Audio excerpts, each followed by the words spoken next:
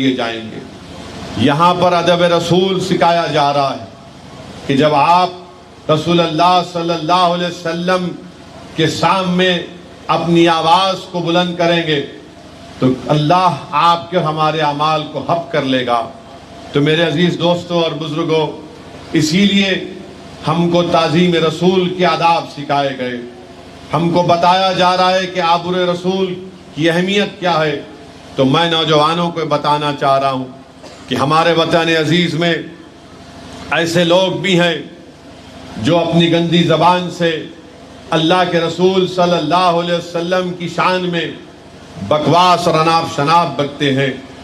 میں نے پہلے بھی کہا اور آج بھی کہہ رہا ہوں کہ جو لوگ ہمارے وطن عزیز میں جو رسول اللہ صلی اللہ علیہ وسلم کی شان میں بکواس بکتے ہیں، یاد رکھو تم آسمان کی طرف دیکھ کر تھوکنے سے آسمان کی نورانی کرنوں کو تم اندھیرا نہیں کر سکو گے۔ تم سورج کی طرف دیکھ کر تھوکنے سے سورج کا کوئی نقصان نہیں ہوتا ہے، وہی تھوک تمہارے چہرے پر آ کر گرتا ہے۔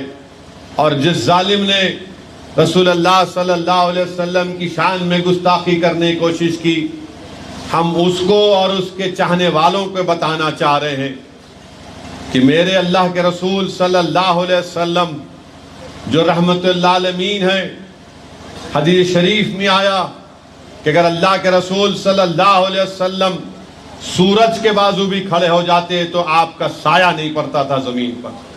تو میرے عزیز دوستوں اور بزرگوں، ان لوگوں کو سمجھنے کی ضرورت ہے کہ جو رسول اللہ صلی اللہ علیہ وسلم کی شان میں بکواس اور اناپ شناپ بکنے کی کوشش کرے گا، ہم آبرو رسول کی حفاظت کریں گے، ہم ناموس رسالت کی حفاظت کریں گے۔ ہم مسلمانوں کے پاس اگر کوئی چیز ہے تو محمد صلی اللہ علیہ وسلم ہے، اگر وہ نہیں ہے تو ہمارے پاس کچھ بھی نہیں ہے۔ ہم ناموس رسالت کے پہرے دار ہیں، ہم رسول اللہ صلی اللہ علیہ وسلم کے غلاموں کے غلام ہیں۔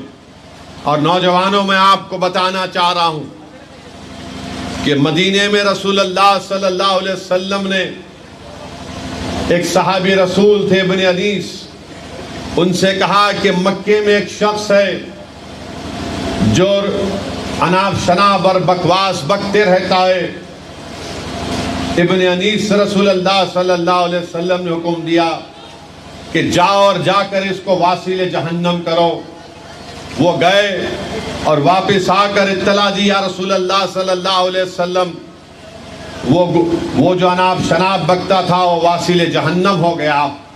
تو اللہ کے رسول صلی اللہ علیہ وسلم نے اپنا عصا ابن انیس کو دیا اور کیا فرمایا رسول اللہ صلی اللہ علیہ وسلم نے کہ یہ حشر کے میدان میں یہ تمہارے لیے اور میرے لیے تمہاری پہچان ہوگی۔ تو یہ صحابی رسول ابن انیس جب انتقال کر گئے، وصال کر گئے، تو انہوں نے اپنے خاندان والوں کو وصیت کی تھی کہ جب کفن میں مجھے لپٹو گے تو میرے ساتھ یہ عصا بھی رکھ دینا، کیونکہ جب اللہ حشر کے میدان میں ہم کو اٹھائے گا تو میں عصا لے کر رسول اللہ صلی اللہ علیہ وسلم کے دربار میں حاضر ہوں گا۔ نوجوانوں، ناموس رسالت کو اگر سمجھنا ہے تو مکہ فتح ہوا، اللہ کے رسول صلی اللہ علیہ وسلم نے یہ عام اعلان کر دیا کہ آج سب کے لیے معافی ہے، اگر کوئی ابو سفیان کے گھر میں بھی چلا جائے گا تو اس کے لیے امن ہے، معافی ہے۔ مگر رسول اللہ صلی اللہ علیہ وسلم نے فرمایا تھا، ابن خطال ایک شیطان تھا جو اپنی لونڈیوں کے ساتھ رسول اللہ صلی اللہ علیہ وسلم کے بارے میں بکواس بکتا تھا۔ آقا دو عالم صلی اللہ علیہ وسلم نے حکم فرمایا کہ مکے کا جو حرم ہے وہاں پر اس کی حرمت یہ ہے کہ ہم کسی کو مچھر کو بھی نہیں مار سکتے، اس کی حرمت ایسی ہے۔ مگر صحابہ اکرام نے آ کر کہا، یا رسول اللہ صلی اللہ علیہ وسلم، یہ وہ شخص ہے جو کعبے کے خلاف میں اپنے آپ کو چھپا کر رکھا ہے۔ تو اللہ کے رسول صلی اللہ علیہ وسلم نے ارشاد فرمایا کہ میں نے تم کو حکم دیا تھا کہ جہاں کہیں بھی تم اس کو پاؤ گے اس کو واصل جہنم کرو۔ میرے عزیز دوستوں اور بزرگوں، بتانے کا مقصد یہ ہے کہ ناموس رسالت کیا چیز ہوتی ہے۔ کیا تم نے نہیں سنا کہ یہودی لوگ تھے جنہوں نے یہ فیصلہ کر لیا تھا کہ ہم مدینے کو جائیں گے اور مدینے کو جا کر رات میں سرنگ کریں گے اور خبر انور سے رسول اللہ صلی اللہ علیہ وسلم کے جسم مبارک کو نکال لیں گے۔ دن میں بڑے اپنے آپ کو متقی پرہیزگار دکھاتے تھے، ہمیشہ دن میں عبادت میں مصروف رہتے تھے، غریبوں کو پیسے دیتے تھے اور رات میں سرنگ کھودتے تھے اور مٹی اٹھا کر لا کر جنت البقیع میں پھینکتے تھے۔ تو خواب میں اللہ کے رسول صلی اللہ علیہ وسلم نے نور الدین زنگی کو کہا اور ان ظالموں کے چہرے دکھائے اور کہا کہ نور الدین ان چہروں کو دیکھو، یہ مجھے تکلیف پہنچا رہے ہیں۔ نور الدین دولت اور اپنے لوگوں کو فوج کو لے کر نکلتا ہے اور اس کے بعد وہ مدینے کو پہنچتا ہے۔ مدینے کو پہنچ کر ایک عام دعوت کا اعلان کرتا ہے، سب لوگ آتے ہیں۔ نور الدین زنگی پوچھتا ہے کہ کیا سب لوگ کھانا کھا لیے؟ تو سب نے کہا کہ ہاں کھانا کھا لیے۔ نور الدین ان چہروں کو دیکھ لیا تھا، وہ چہرے نظر نہیں آتے۔ پھر پوچھتا ہے کہ بتاؤ اور بھی کوئی لوگ باقی ہیں؟ تو لوگ کہتے ہیں کہ ہاں 2 لوگ ہیں، مگر تم کو ان لوگوں کو تمہاری کھانے کی ضرورت نہیں ہے، وہ عبادت کرتے ہیں۔ تو نور الدین پوچھتا ہے بتاؤ کہاں ہیں وہ لوگ؟ ان کے گھر پر جاتا ہے، دیکھتا ہے کہ ہاتھوں میں تسبیح ہے، عبادت کر رہے ہیں۔ نور الدین زنگی جب قالین کو پلٹاتا ہے تو دیکھتا کیا ہے کہ اس میں سرنگ ہے۔ نور الدین زنگی ان لوگوں کا پورا واصل جہنم کر دیتا ہے ان لوگوں کو۔ وہیں پر صلاح الدین ایوبی کے دور زمانے میں وہاں پر ایک حاجیوں کے لیے لوگ حج کو جا رہے تھے۔ ایک انگریز تھا، ریجینالڈ اس کا نام تھا، اس نے حاجیوں کے قافلے کو لوٹ لیا، حاجیوں کا قتل کر دیا اور اپنی زبان سے کہا کہ کہاں ہے تمہارا محمد صلی اللہ علیہ وسلم، بلا اس کو۔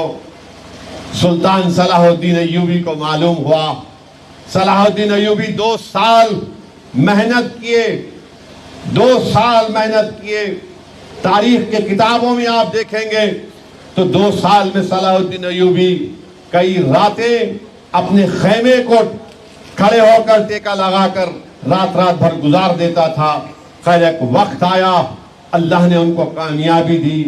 تو یہ انگریز جو نائٹس تھے، صلاح الدین ایوبی نے ایک کو کہا کہ یہ کرسی ہے، اس پر بیٹھ جاؤ۔ اس کا مطلب یہ تھا کہ اب ہم تم کو امن میں رہنے دیں گے۔ ایک کو کہا کہ پانی پی لو، اس کا مطلب یہ تھا کہ ہم تم کو امان دے رہے۔ جب ریجینالڈ کی باری آئی تو صلاح الدین ایوبی نے اپنا تلوار نکال کر اس کا تمام کام کر دیا اور کہا کہ تو وہ بدتمیز ہے جس نے اپنی زبان سے کہا تھا کہ بتاؤ محمد صلی اللہ علیہ وسلم کہاں ہیں۔ میرے عزیز دوستوں اور بزرگوں، نوجوانوں، یاد رکھو ناموس رسالت ہمارے لیے ایک بہت بڑی دولت ہے۔ یاد رکھو ہم آبروئے مصطفیٰ پر کوئی کمپرومائز نہیں کر سکتے۔ جب تاتاریوں نے بغداد کو فتح کیا اور لاکھوں کی تعداد میں مسلمانوں کا قتل کیا اور دریائے دجلہ کا پانی 3 دن تک لال رہا، دجلہ کے تہہ خانے میں قریب 50-60 ہزار مسلمان پناہ لیے تھے، ان کا قتل کر دیا۔ کوئی بغداد میں ایک بھی مسلمان نہیں تھا۔ تو ایک منگول تاتاری نے کہا کہ میں عیسائیت کو قبول کرتا ہوں، اور ایک عیسائی پادری سے کہا کہ تو اب میری فوج کو اپنے مذہب میں ڈالے۔ اور وہ جب کھڑے ہو کر بیان کرنا شروع کیا تو محمد صلی اللہ علیہ وسلم کی شان میں گستاخی کرنا شروع کیا۔ تو اس کا جو پالتو کتا تھا وہ بھونکنا شروع کر دیا۔ یہ منگول پریشان ہو گیا، بولا یہ کیا ہے؟ تو بولا نہیں، یہ بڑا نسلی کتا ہے، کیونکہ میرے ہاتھ سے اشارے کر رہا ہوں، اس لیے وہ پریشان ہو گیا۔ پھر وہ رسول اللہ صلی اللہ علیہ وسلم کی شان میں بکواس بکتا ہے۔ اس کتا اپنی زنجیر کو توڑ کر اس شخص کے گلے پر جا کر اتنا اس کو پکڑ لیتا ہے کہ اس کو واصل جہنم کر دیتا ہے۔ تو میرے عزیز دوستوں اور بزرگوں، ناموس رسالت کے تعلق سے اللہ قرآن کریم میں فرمایا کہ جو لوگ اللہ اس کے رسول کو تکلیف پہنچاتے ہیں وہ لعنتی ہیں، اللہ نے ان کو کہا، اور اللہ ان کے لیے ایک دردناک عذاب تیار کر رکھا ہے۔ تو میرے عزیز دوستوں اور بزرگوں، یہ جو لوگ رسول اللہ صلی اللہ علیہ وسلم کی شان میں گستاخی کر رہے ہیں وہ لعنتی ہیں، اور اللہ ان کے لیے ایک دردناک عذاب تیار کر چکا ہے۔ بڑے افسوس کی بات یہ ہے کہ ہم قانون کے دائرے میں رہ کر ہم سب سے اپیل کر رہے ہیں کہ ہم قانون کے دائرے میں رہ کر اس شخص کو سزا دلوائیں گے، مگر اس کے اس واہیات گفتگو کے باوجود بھی مودی اور یوگی کی حکومت اس کو بچا کر رکھ رہی ہے۔ اس کو کہیں اس چوہے کو کسی جگہ پر بل میں چھپا کر رکھ دیا۔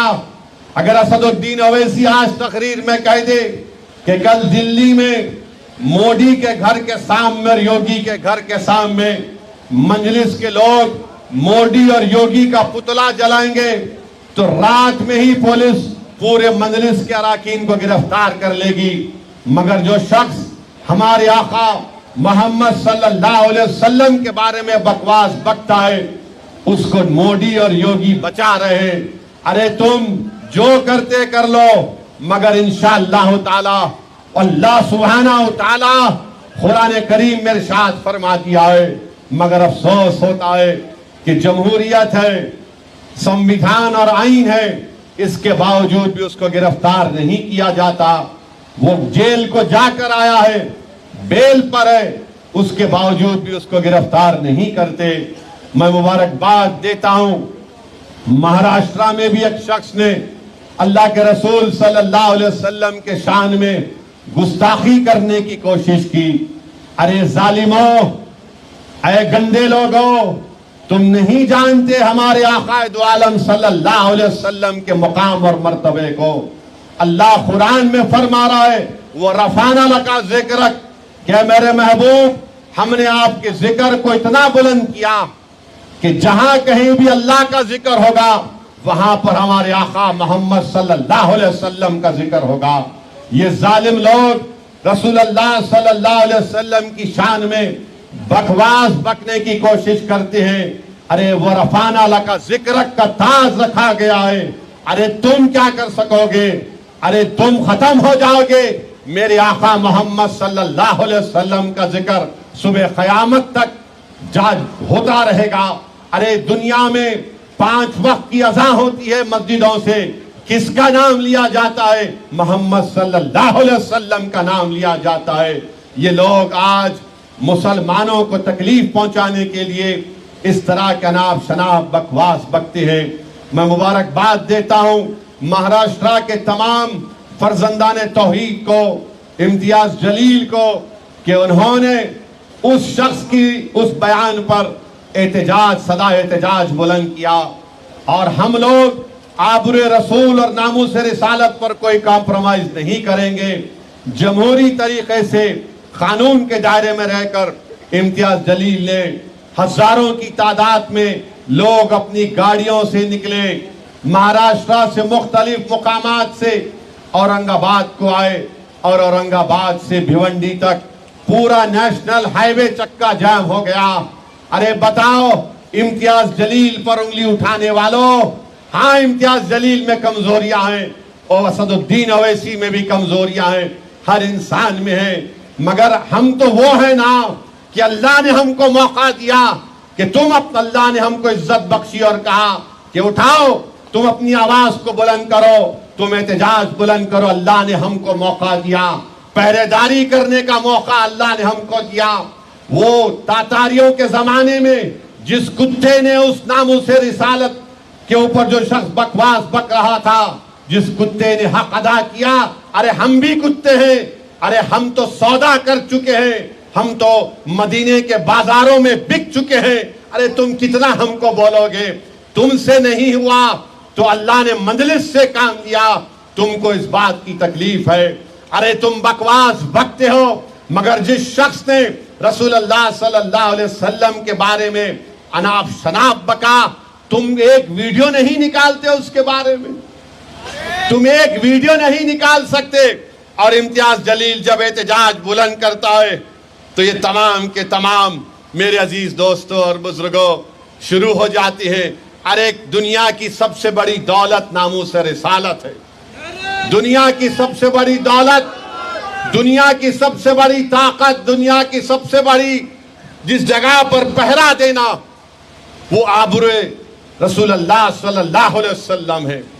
میرے عزیز دوستوں اور بزرگوں، علم الدین ایک شخص تھا، وہ کسی ایک اس زمانے میں شاید 1910 یا 20 میں کوئی ناموس رسالت میں بکواس بک دیا، علم الدین نے واصل جہنم کر دیا، علم الدین کو سزا ہو گئی۔ اور جب سزا ہوئی تو دیدار علی شاہ ایک بہت بڑے بزرگ تھے، حضرت دیدار علی شاہ بہت بڑے بزرگ تھے، وہ جب نماز جنازہ علم الدین کا پڑھا رہے تھے تو دیدار علی شاہ غش کھا کر گر گئے۔ لوگوں نے پوچھا حضرت آپ کیوں گر گئے؟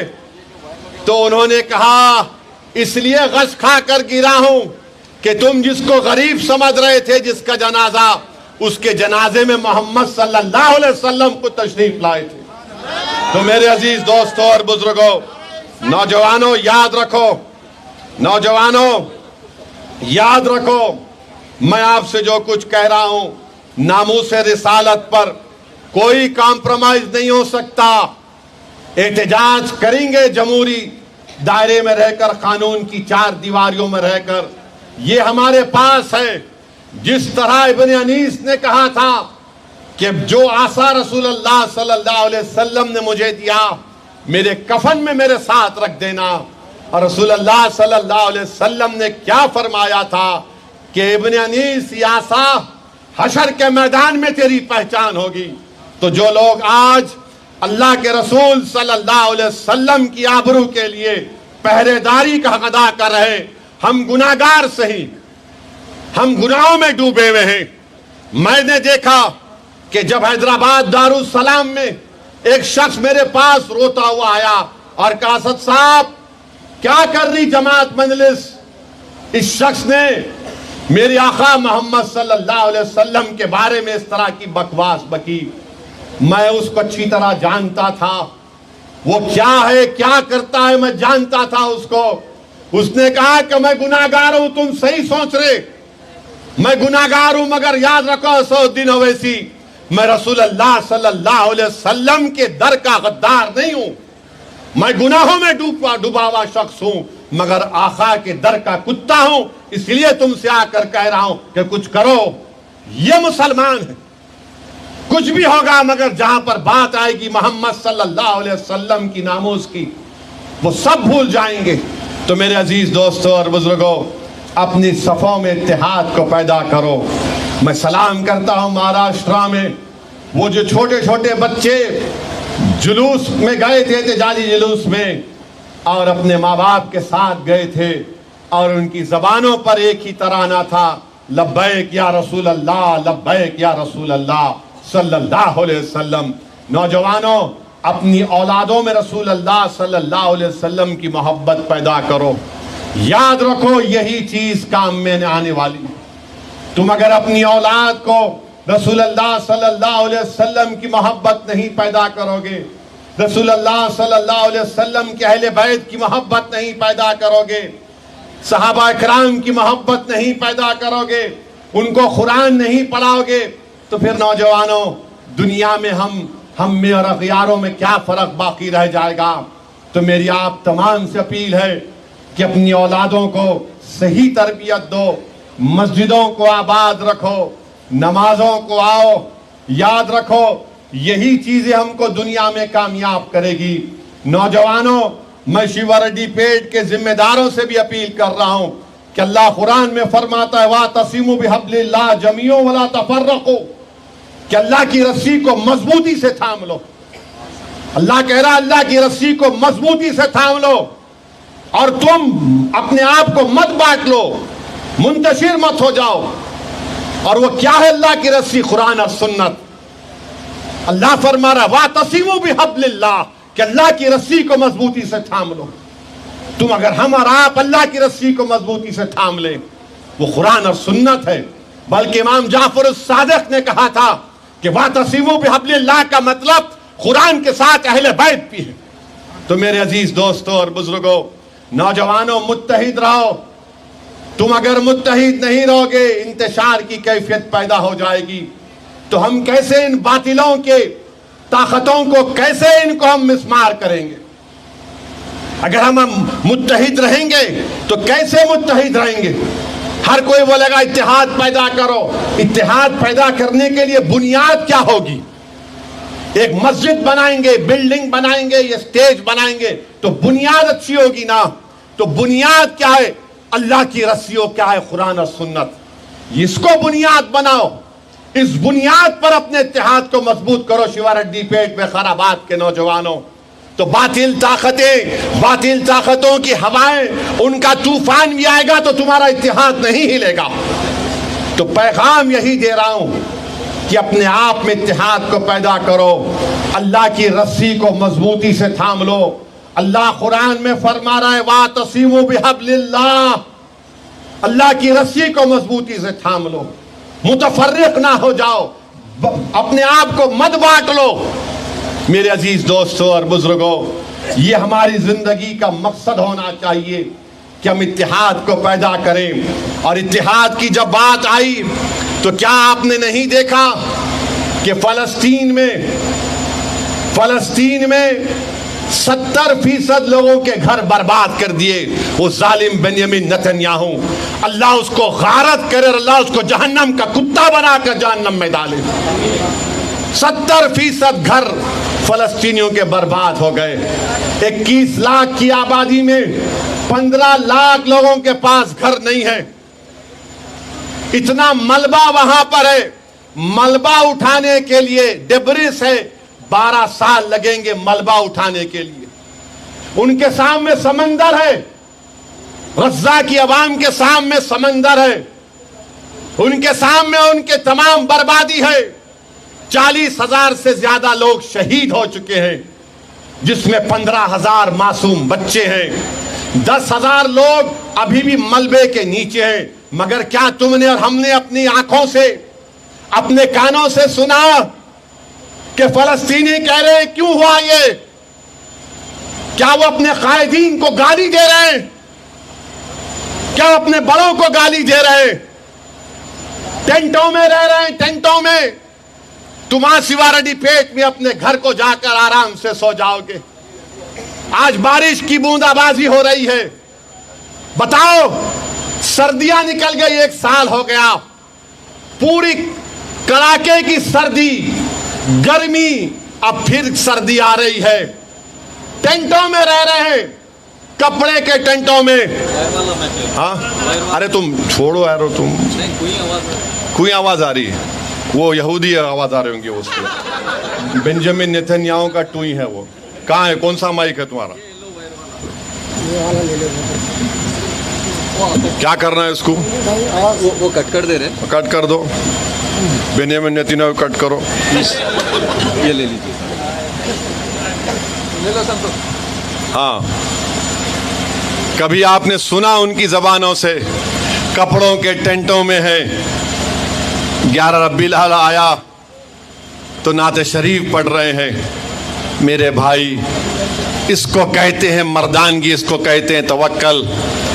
میں سلام کرتا ہوں ان فلسطینی ماؤں کو، ان فلسطینی بزرگوں کو، ان علماؤں کو جنہوں نے ایسے بہادر مجاہدین کو پیدا کیا کہ دنیا ان کے لیے تنگ کر دی گئی، مگر کوئی سمندر میں کود کر بھاگنے کے لیے تیار نہیں ہے. وہ فلسطینی کہہ رہا ہے کہ میں یہیں پر رہوں گا کیونکہ مجھے مسجد اقصیٰ اور بیت المقدس کو حاصل کرنا ہے.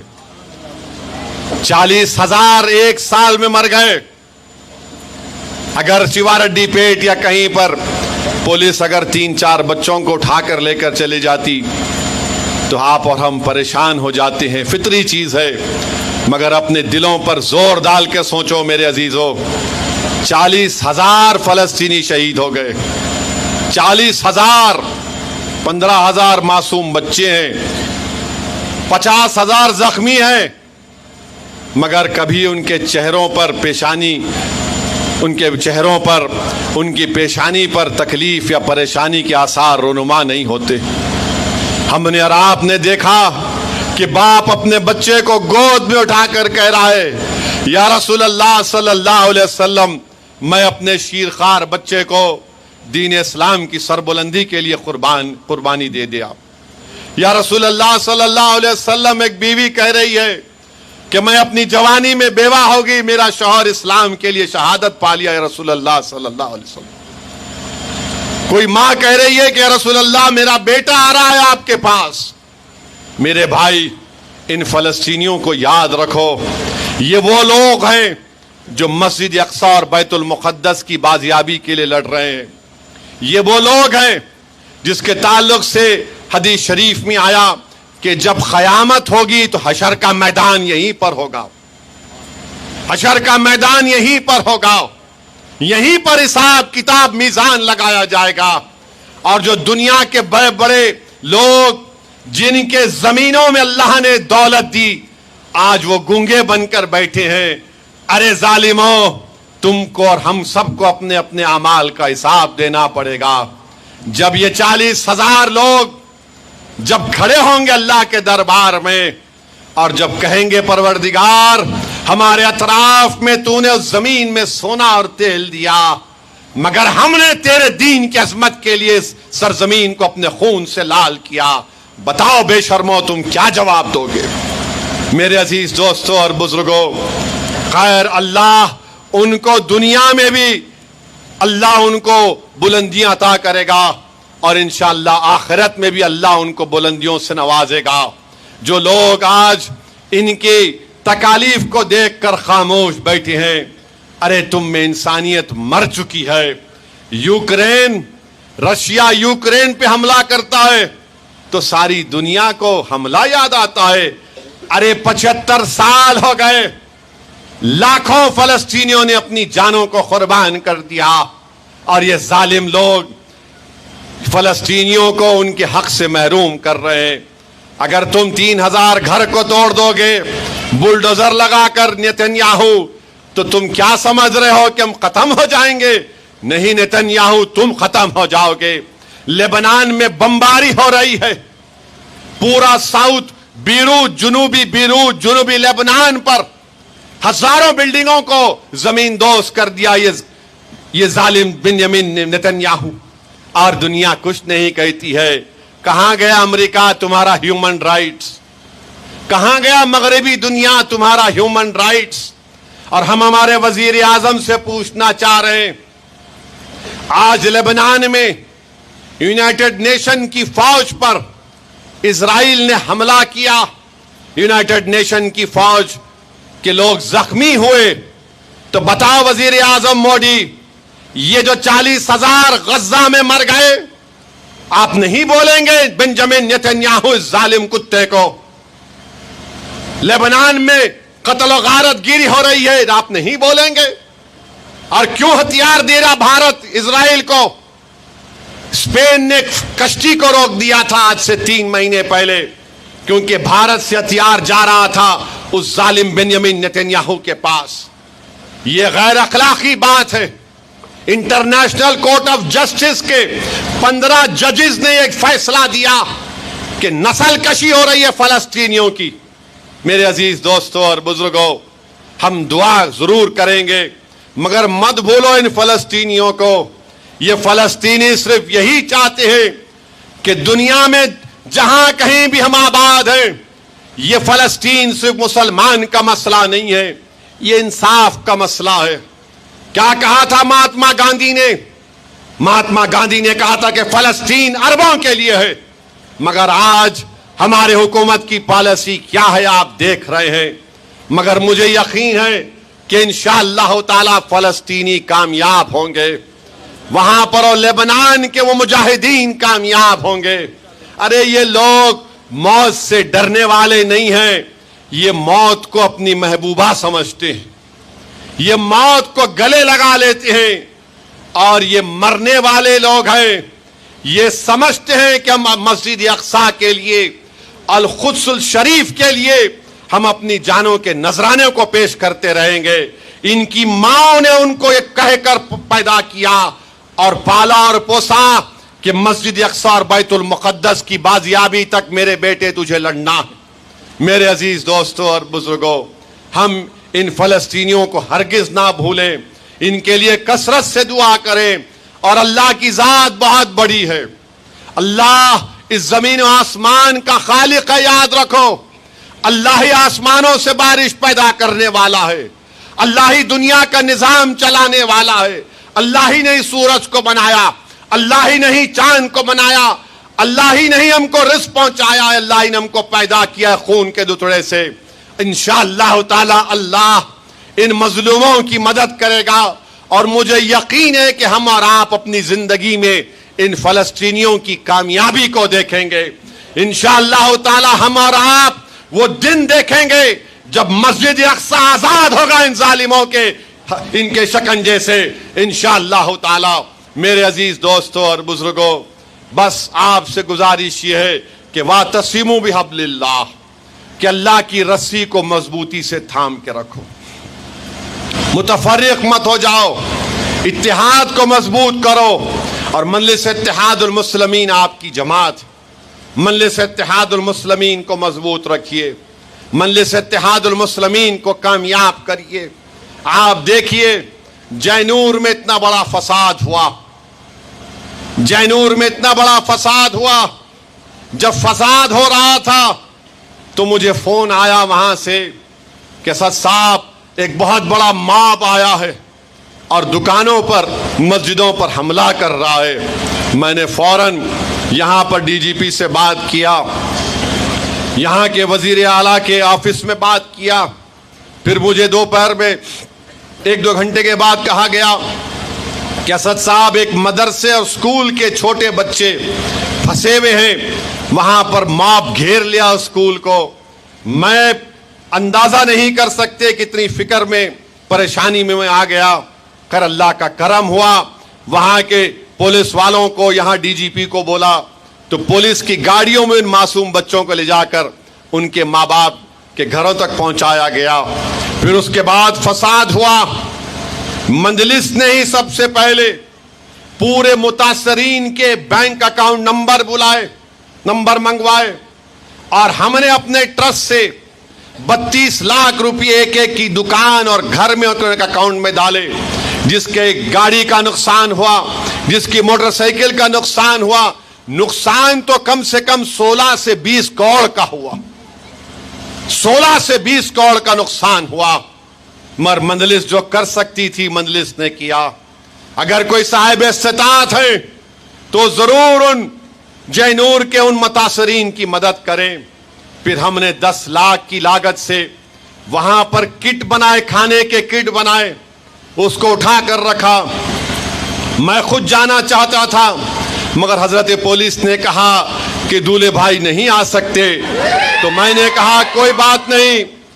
ہم نے عادل آباد کے نذیر کو کہا، ہمارے صدر کو، کہ جاؤ تم جا کر وہ 1000 کھانے کے کٹ جینور کے ہمارے غریب عوام میں بانٹو۔ ان تمام نے ہم کو دعائیں دیں۔ ارے مجلس کو گالی دینے والوں، تم یہ بھی نہیں کر سکتے۔ مجھے کوئی شکایت نہیں ہے، مجھے معلوم کہ اللہ جس سے کام لینا چاہتا اس سے اللہ کام لیتا ہے۔ جس کے دل میں طلب ہے اللہ انہی کو ہی موقع دیتا ہے خدمت کرنے کا۔ جو بے چین اور بے قرار رہتے ہیں مظلوموں کی تکلیف کو دیکھ کر، جو جینور کے مسلمانوں کی تکلیف کو اپنے سینوں میں جنہوں نے محسوس کیا، اللہ نے ان کو ہی موقع دیا خدمت کرنے کا۔ جنہوں نے اللہ کے رسول صلی اللہ علیہ وسلم کی شان میں جس نے گستاخی کی، جس کے آنکھ میں آنسو آ گئے، جس کے رونگٹے کھڑے ہو گئے، جو کرب کے ماحول میں تھا، جو رو رہا تھا کہ میں غلامی کا حق کیسے ادا کروں، تو اللہ نے امتیاز جلیل کو موقع دیا۔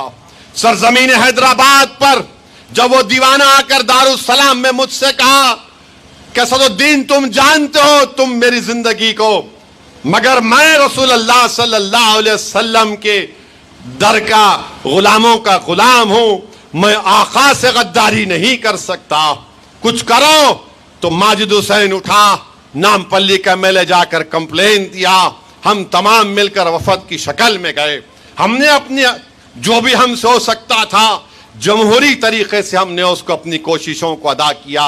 मेरे अजीज दोस्तों और बुजुर्गों, आज आप देख रहे हैं कि हमको और आपको दबाने के लिए, हमारे वजूद को मिटाने के लिए, हमारे मस्जिदों को छीनने के लिए, हमारे कब्रस्तानों को खत्म करने के लिए, दरगाहों को मिसमार करने के लिए, खानखाहों को वीरान करने के लिए मोदी की सरकार ने एक वक्फ का बिल लाया।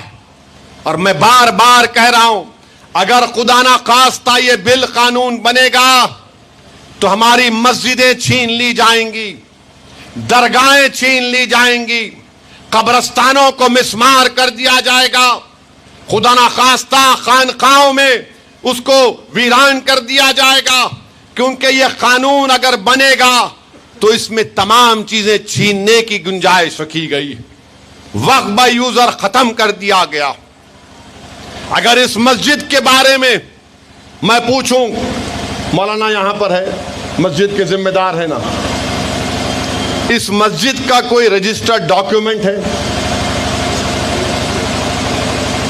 मस्जिद का रजिस्टर्ड डॉक्यूमेंट नहीं है। आप लोग चंदा करके मस्जिद बनाए, जमीन कोई दिए थे, जमीन मैंने 100 साल पुराने, अब आके ये कानून बनेगा तो बोलेंगे नहीं ये मस्जिद नहीं है, रजिस्टर्ड डीड कहां लाओ, कहां से लाएंगे? सेक्शन 36 जाकर पढ़ो इस बिल का, रेट्रोस्पेक्टिव इफेक्ट। कलेक्टर के पास जब रजिस्टर कराने जाएंगे, कलेक्टर बोलेगा कहां है मौलाना, कागज कहां है? मक्का मस्जिद का कागज कहां से लाऊंगा मैं? 400 साल पुरानी मस्जिद, दिल्ली की जामा मस्जिद, उसका कागज कहां से लाऊंगा मैं? तो मोदी इस तरह का बिल बना रहे हैं, रजिस्टर्ड डीड लेकर आओ। खबरस्तान है, इसका डीड कहां है? कहां से डीड लाएंगे? खबर में लोग सो रहे हैं। दरगाह है, नहीं इसका डीड कहां है, कागज कहां है? वक्फ बाय यूजर खत्म करना चाहते। कलेक्टर साहब अगर कोई जाकर बोल दिए नहीं ये जो वक्फ की जायदाद है ये नहीं है, कलेक्टर इंक्वायरी ऑर्डर करेगा।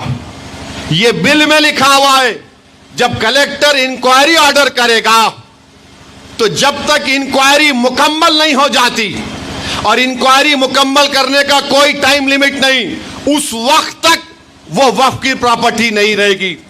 तो तमाम ये संघ परिवार बीजेपी के लोग जाएंगे, ये वक्फ की प्रॉपर्टी नहीं है, ये हमारे बाप की है। कलेक्टर इंक्वायरी ऑर्डर करेगा और वक्फ की प्रॉपर्टी नहीं रहेंगी, उन्हें इंक्वायरी करेंगे नहीं, हम वक्फ को खो देंगे। ये बिल में कर रहे हैं नरेंद्र मोदी। मेरे अजीज दोस्तों और बुजुर्गों, इनका मकसद एक ही है, और क्या कर रहे हैं? लिमिटेड वक्फ बोर्ड में, सेंट्रल वक्फ काउंसिल में गैर मुस्लिम को मेंबर बना रहे हैं, और बोलते नहीं नहीं नहीं, अगर गैर मुस्लिम को बनाए, हिंदू भाई को बनाए तो क्या तकलीफ है? अरे भाई साहब, उत्तर प्रदेश में जितने बड़े बड़े मंदिरों में कानून बना दिया कि इसका कमिश्नर, असिस्टेंट कमिश्नर, नौकर हिंदू होगा, और यह भी कानून बना दिया अगर वो जिस दिन हिंदू नहीं रहेगा मेंबरशिप खत्म। तेलंगाना में वो कानून एंडोमेंट बोर्ड का, आंध्रा का, तमिलनाडु का, ओडिशा का, वहां पर क्या करेंगे आप? नहीं नहीं नहीं, वो जो है वो अलग है। वो क्या अलग है, ये क्या अलग है? वो भी हमारे हिंदू भाइयों का एंडोमेंट बोर्ड है। बोलते नहीं चैरिटेबल है। अरे दीवाने क्या कान में फूल है हमारे? रिलीजियस एंड चैरिटेबल, ये भी वही है। वक्फ बोर्ड क्या है? ये सब छीनने की तैयारी हो रही है। गुजरात में सोमनाथ में 1200 साल पुरानी दरगाह थी। कितने पुरानी? 1200 साल पुरानी दरगाह। जूनागढ़ के नवाब ने 1947 میں یہ گورنمنٹ کے ڈاکومنٹ میں لکھایا کہ کیونکہ نواب تھے, انہیں کہا کہ میرے حکومت کی پراپرٹی ہے مگر قبرستان اور درگاہ ہے. ملک آزاد ہوا, وہ حاکم نہیں رہے, گورنمنٹ آف گجرات آ گئی, وہ ریفلیکٹ ہوا مگر وقت با یوزر تھا قبرستان اور درگاہ. 47 میں انٹری ہوئی, سپٹمبر 2024 میں مودی نے کہا اب تم نوٹس دو درگاہ والوں کو کہ وہ جو 75 سال پہلے جو انٹری ہوئی تھی وہ غلط ہے, یہ گورنمنٹ کی پراپرٹی ہے. درگاہ کے لوگ پریشان, بولے کاغذ لاؤ, وہ بولے ٹائم دو. کلیکٹر بولا نو ٹائم.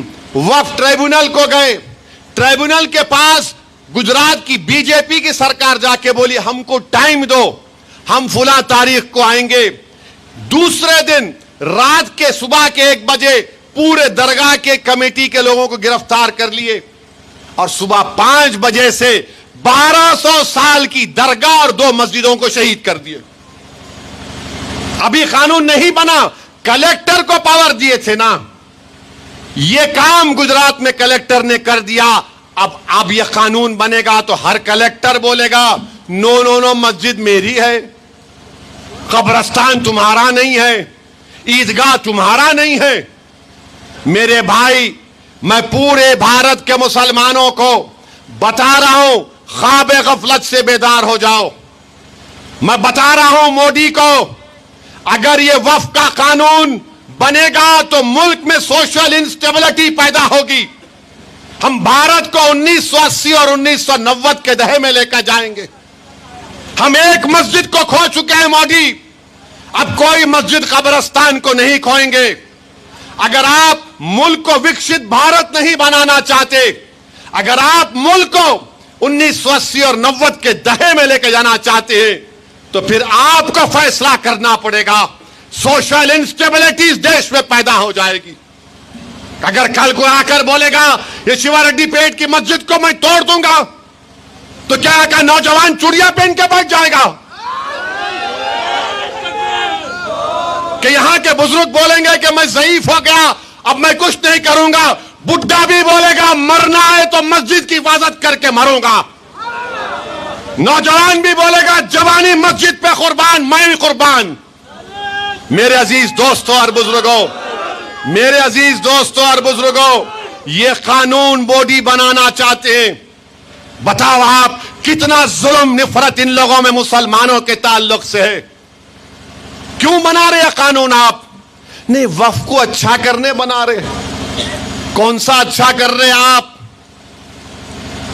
گورنمنٹ کلیکٹر کو پاور, وقف با یوزر غائب, ریٹراسپیکٹو رجسٹریشن, ٹرائبونل غائب, لمیٹیشن ایکٹ اپلائی ہوگا, ایویکیو پراپرٹی ختم.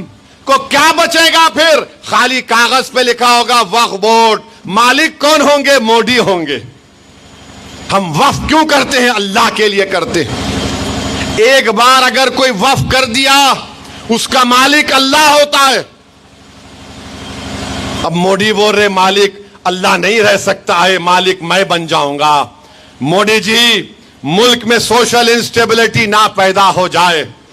آپ وکشت بھارت بولتے, یہ وکشت بھارت ہے. 17 کروڑ مسلمانوں سے مسجدوں کو چھیننا چاہتے ہیں آپ. آپ کو معلوم کہ خواجہ ہند الولی, غریب نواز, سلطان ہند کے درگاہ کے اوپر کیس پڑ گیا اور بولا گیا کہ وہ جو دروازہ ہے وہاں پر ایک مندر تھی, اس کا سروے کرایا جائے. اب اگر یہ قانون بنے گا تو کلیکٹر بولے گا یس یہ وقف کی پراپرٹی نہیں ہے. اب بتاؤ, یہ کیس بڑھ چکا ہے. آگرہ کی جامع مسجد ہے, سیڑھیوں پہ بولتے نہیں یہاں پر نیچے کچھ اور تھا. یہ ابھی ہو رہا ہے. میرے عزیز دوستوں اور بزرگوں, نوجوانوں, اگر آج ہم بیدار نہیں ہوں گے, اگر ہم ایسا ہی لڑتے رہیں گے ایک دوسرے سے, یاد رکھو فلسطین کا مسئلہ, یہ وقف قانون کا مسئلہ, یہ صرف دیوبندی, بریلوی, صوفی, اہل حدیث یا شیعوں کا مسئلہ نہیں ہے. یہ ہماری شناخت کا مسئلہ ہے.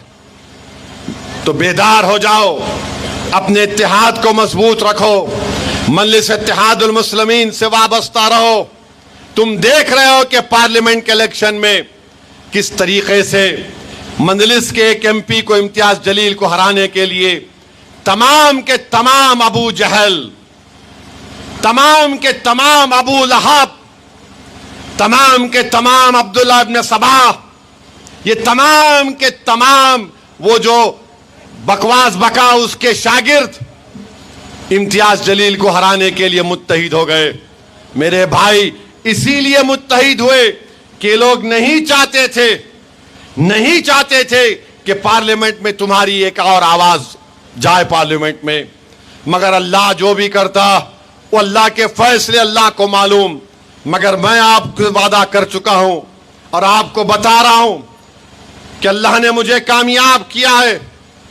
میں ایک ہی ہوں, مگر مجھے ایک ہونے پر نہ میرے لیے کمزوری کا باعث بنتا ہے, نہ میں اپنے آپ کو اکیلا محسوس کرتا ہوں.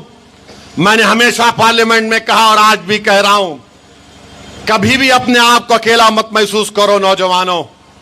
کبھی بھی سلام ان پر زخمیوں کی تیمارداری کرنے. جب دیکھا کہ رسول اللہ صلی اللہ علیہ وسلم کو تمام مشرکین نے گھیر لیا تو حضرت عمارہ نے تلوار اٹھا لیا, اور تلوار اٹھایا. رسول اللہ صلی اللہ علیہ وسلم کا حدیث ہے کہ میں جہاں کہیں بھی دیکھتا وہاں پر عمارہ نظر آتی تھی. اور آقا دو عالم صلی اللہ علیہ وسلم نے فرمایا کہ اے عمارہ میری نسلیں تجھ پر قربان, تو ناموس رسالت پر پہرا دے رہی ہے. تو نوجوانوں یہ وقت کٹھن ہے مگر تاریخی وقت ہے. تاریخی اس لیے ہے, اگر آج تم گر جاؤ گے, اگر آج تم جھک جاؤ گے, اگر آج تم ڈر جاؤ گے تو آنے والی نسلیں تم کو ڈرپوک کے نام سے پکارے گی. آنے والی نسلیں تم کو کہے گی یہ جھک گئے, یہ کمزوری کی مثالیں پیش کیے. میرے عزیز دوستوں اور بزرگوں, یہ وقت قیام کا ہے. جیسا کہ کسی شاعر نے کہا کہ نادان سجدے میں گر گئے جب وقت قیام آیا. یہ سینہ تان کا کھڑے ہونے کا وقت ہے. سبق حاصل کرو ان فلسطینیوں سے جو رو تو رہے ہیں مگر ان کے حوصلے ختم نہیں ہو رہے ہیں, جو اپنی بچوں کی, اپنی ماؤں کی, باپ کی لاشوں کو دیکھ کر آنکھ میں آنسو آ رہے ہیں مگر ان کے حوصلے اور بلند ہو رہے ہیں. 1 سال تک اسرائیل سے مقابلہ کر رہے ہیں.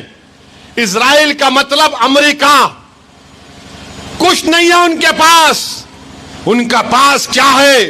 جذبہ ہے, ایمان کی دولت ہے, اللہ پر اٹوٹ توکل ہے. اسرائیل کے دانت انہوں نے گھسا دیے. اسرائیل سمجھ نہیں پا رہا ہے. مغربی ممالک کے لوگ یہ دیکھ کر پریشان ہیں یہ کون ہے. 21 لاکھ میں سے ہم نے 15 لاکھ کو بے گھر کر دیا, تب بھی ان کے سینے تان کر یہ کھڑے ہوئے ہیں. ان کے سامنے ان کے بچوں کو مار دیا گیا, ان کی بیٹیوں کو دفنا دیا گیا, ان کے گھروں کو برباد کر دیا گیا, ان کے مسجدوں کو ختم کر دیا گیا, ان کے ڈاکٹروں کو, ٹیچروں کو ختم کر دیا گیا. مگر آج بھی وہ کھڑے ہیں اور کیا کہہ رہے ہیں؟ حسبنا اللہ و نعم الوکیل, حسبنا اللہ و نعم الوکیل, اللہ اکبر, اللہ اکبر کے نعرے لگا رہے.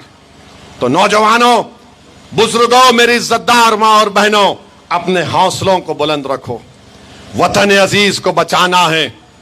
ہریانہ کا الیکشن غلطی سے جیت گئے مودی, غلطی سے جیت گئے.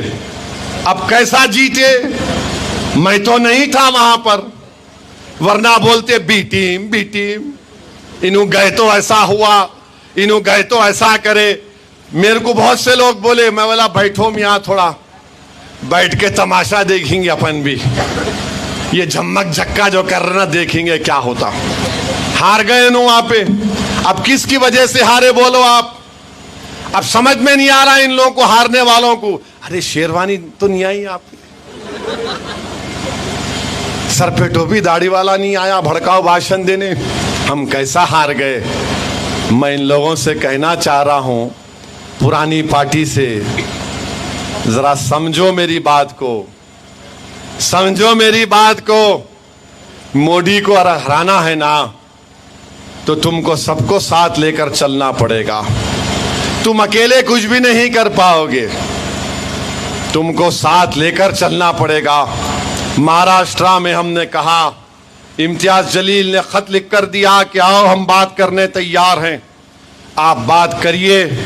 हम भी नहीं चाहते कि महाराष्ट्र में दोबारा शिंदे, फडणवीस और अजीत पवार की हुकूमत बने, हम नहीं चाहते, मगर आप बातचीत करो, करे तो अच्छा है, नहीं करेंगे तो मुझे भी तो अपनी पार्टी चलाना है ना।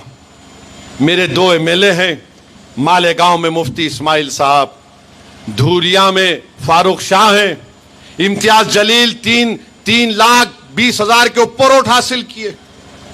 औरंगाबाद में मेरे 26 कारपोरेटर थे, नांदेड़ में है, शोलापुर में हमने फारूक को अपना उम्मीदवार बनाया है।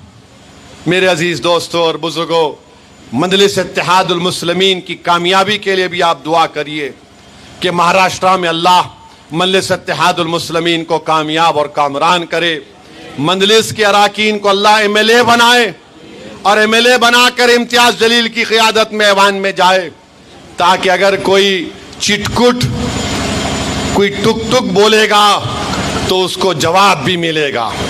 इतने दूसरे भी एमएलए हैं मुसलमानों के, जीत के गए थे, मगर ये मजलिस को अल्लाह ने एजाज से नवाजा कि हमने एहतजाज किया। बहरहाल मेरे अजीज दोस्तों और बुजुर्गों, आप तमाम का शुक्रिया और उम्मीद करता हूं कि विकाराबाद में मजलिस इत्तेहादुल मुस्लिमीन को आप मजबूत करेंगे। और हम ये भी बताना चाह रहे यहाँ पर हमारे प्रसाद साहब से, जो माशाल्लाह से स्पीकर बन गए तेलंगाना असेंबली के, कि यहाँ पर टाउन में कब्रस्तान जाने की रोड के लिए प्रसाद साहब ज़रा बजट दे दो। आप स्पीकर है और शिवारेड्डीपेट में एक आबकारी एक्साइज डिपार्टमेंट को लैंड दिए। यहाँ के अक़लियतों का ये मुतालबा है कि कम्युनिटी हॉल बना दिया जाए। विकाराबाद टाउन में डाइट कॉलेज उर्दू मीडियम में स्टाफ नहीं है, प्रसाद साहब ज़रा स्टाफ का उर्दू लेक्चर का इंतज़ाम करवाइए। विकाराबाद टाउन में उर्दू डिग्री कॉलेज सैंक्शन कराना है और इंशाअल्लाह ताला ये और एक कौन सा है कि जल्द से जल्द काम स्टार्ट होगा, उर्दू घर शादी खाने में ये है। और इंशाअल्लाह ताला यहाँ पर विकाराबाद, तांडूर, कुड़ंगल, परगी से भी हमारे सदर मोतमद आए हैं। इंशाअल्लाह ताला ये तमाम काम है। मैं इंशाअल्लाह मैं खुद जाकर चीफ मिनिस्टर से भी और प्रसाद साहब से भी मिलूँगा। और हम चीफ मिनिस्टर साहब को ही बोल रहे, ये मूसी मूसी बोल रहे, मूसी तो अनंतगिरी से शुरू होती, ये पूरे बागा कौन बना के बैठे सीएम साहब, रास्ता ही बंद कर लिया वो लोग। आप इधर हमारे पीछे पड़े हुए हैं। मूसी यहाँ से शुरू हो रही, यहाँ से शुरू होके वहाँ जाके नलगुंडा में जाती हूँ उन्हें। तो हम भी गवर्नमेंट से बोलेंगे ज़रा देखो इन चीज़ों को आप, हमको कोई मतलब नहीं है। रेवंत रेड्डी चीफ मिनिस्टर है, उनको पब्लिक ने वोट दिया, आप जीत कर आए। हम फिर से कह रहे हैं कि गरीबों से इंसाफ करो बस। आप चाहे कोई भी हो, किसी मजहब का हो, सबसे कमज़ोर से इंसाफ होना चाहिए, सबसे ताकतवर से इंसाफ नहीं होता। हमारे रियासत में कमज़ोर मुसलमान हैं, दलित है, आदिवासी है, और इनसे पहले इंसाफ होना। पिद्दलू दुरलू से इंसाफ नहीं होना, पहले गरीबों से, मजलूमों से इंसाफ होना। हम लड़ते आए हैं गरीबों के लिए और इंशाअल्लाह लड़ते रहेंगे। हम उम्मीद करेंगे कि चीफ मिनिस्टर मेरी इस बात का नोटिस लेंगे और इंशाअल्लाह ताला गरीबों को, उनको तकलीफ नहीं होगी, वो ऐसा फैसला लेंगे मूसी के बारे में। बहुत बहुत शुक्रिया आप आए। अल्लाह हम तमाम की हाज़िरी को कबूल फरमाए। वाखिर दावा अल्हम्दुलिल्लाह रब्बिल आलमीन।